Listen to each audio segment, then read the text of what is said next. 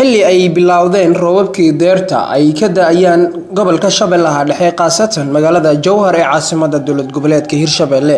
Maalmihii ugu dambeeyay ayaa magaalada Jowhar ee caasimadda dowlad goboleedka Hirshabelle waxaa ka da'ayay roobabkii deerta iyadoo shacabka ku dhaqan magaalada Jowhar ee caasimadda dowlad goboleedka Hirshabelle qaasatan kuwada ganacsatada iyo darawalada wada mooto bajaajka ay ka dhiibteen wadooyinka ku yaala magaalada Jowhar ee caasimadda dowlad goboleedka Hirshabelle xilliyada ay da'aan roobabka. Waxa ay sheegeen wadooyinkaasi in ay saad u burbursan yihiin, waxa ayna maamulka dowlad goboleedka Hirshabelle iyo kan gobolka Shabeellaha Dhexe ka codsadeen in dayactir lagu sameeyo wadooyinka waaweyn ee dhexmara magaalada Jowhar. Waxa ay sheegeen mararka qaar dhibaatooyin xooggan inay ku hayso gawaarida marta in ay halis u yihiin gadoomis.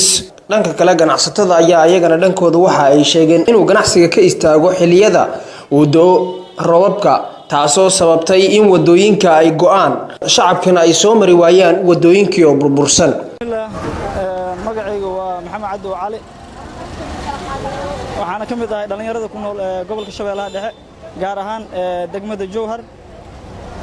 Roobabkii bariyay dambe ka da'ay magaalada Jowhar xilliyada habeenkii saameyn weyn ay ku yeesheen. Sida aad arkaysaan wadooyinkii waa go'an yihiin, ganacsatada wax kala isku socod ganacsiga waa go'an yahay, wax kala socdo ma lahan. Maamulka Hirshabelle waxaan ka codsanaynaa in ay wadooyinkan dayactiraan maadaama ay halbowlihii ay tahay oo ganacsiga iyo xaruntii lagu soo hirinay ay tahay in wadooyinkii la dayactiro oo dib u habeen fiican lagu sameeyo.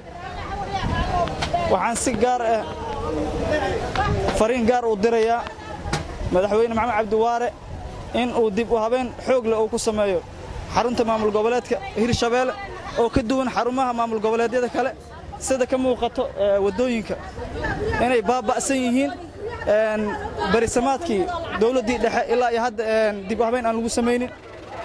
waa muslimiinta waxaan ka codeysanaa waa calgudlaawe in rafaadka waa loo jeeday masaakiin ani waa galguutowe sarkaya ku socday in dhabiyo noo suubiyo qaasaan waa dawladda waa qaasaan inoo dhabiyo suubiyo calgudlaawe wadooyinka in leefiyo wasaqadaas ii qabi waa waanta waa ujeedi meel oo maral laaye anigoo ah in magacayga Saalax Maxamed Cumar kana tirsan gaadiidleyda ku xamaasha ee bajaajka. waxaan ka codsanaynaa xilliyada roobaadka waxaan qabnaa dhibaato aad iyo aad u fara badan oo aan ka codsanayno maamulka gobolka Shabeellaha Dhexe iyo mas'uuliyiintooda inay xilliyada roobaadka ay inoo habeeyaan ama ay inoo hagaajiyaan wadooyinka sida wadooyinka waaweynka ee gala gudaha gobolka dhexdiisa ka shaqeeya iyo kuwa waliba xaafadahana. waxaan ka codsanaynaa dadka in xilliyada roobaadka in ay ka qaadaan wadooyinka waxyaabaha ay dhigayaan ama wadooyinka mararka qaarkood ay xiranayaan kuwa oo ay sameynayaan in didgooyooyin ama caratuur inay ka sameeyaan xaafadaha. waxaan maamulka ka codsanaynaa isna sidoo kale inuu dadkaas sidoo kale oo naga qabto oo wax uu ka dhaho arintaasi. maamulkana waxaan wadooyinka gobolkaaba ugu daranba xaafadaha tuudaag dhexdeeda iyo horseedba kala wadada loo marayo xilliyada roobaadka waxa waa dhowr mootooyin ku gadoomaan, shilal fara badan laga kulmaa. marka maamulka waxaan ka codsanaynaa intaas inay naga haweeyaan wadooyinka waa halbowlihii anaga waxa waa dhalinyaro iska nahay, meel kale wax laga qabto ma lahan. shaqadii waxay noqotay bajaaj ku soo aroortay. marka maamulka waxaan doonaynaa in intaasi ay inay naga haweeyaan. marka intaasaan ka codsanaynaa maamulka gudaha gobolka Shabeellaha. maamulka waxaan ka codsanayaa meeshaan inay carar naga soo shubaan ay buuraan.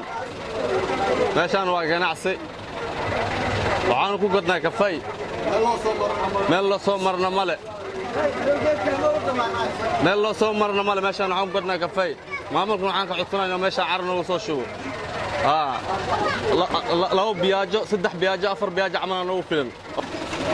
laamiga inoo dhiso aan ka codsanaynaa qabadka dawladda laga rabaa inay wax qabato oo meeshaan jaay nagu soo shubto. Maxamed Yaasiin Maadi Maxamed Alfa, warbaahinta Juba Shabeelle News, magaalada Jowhar.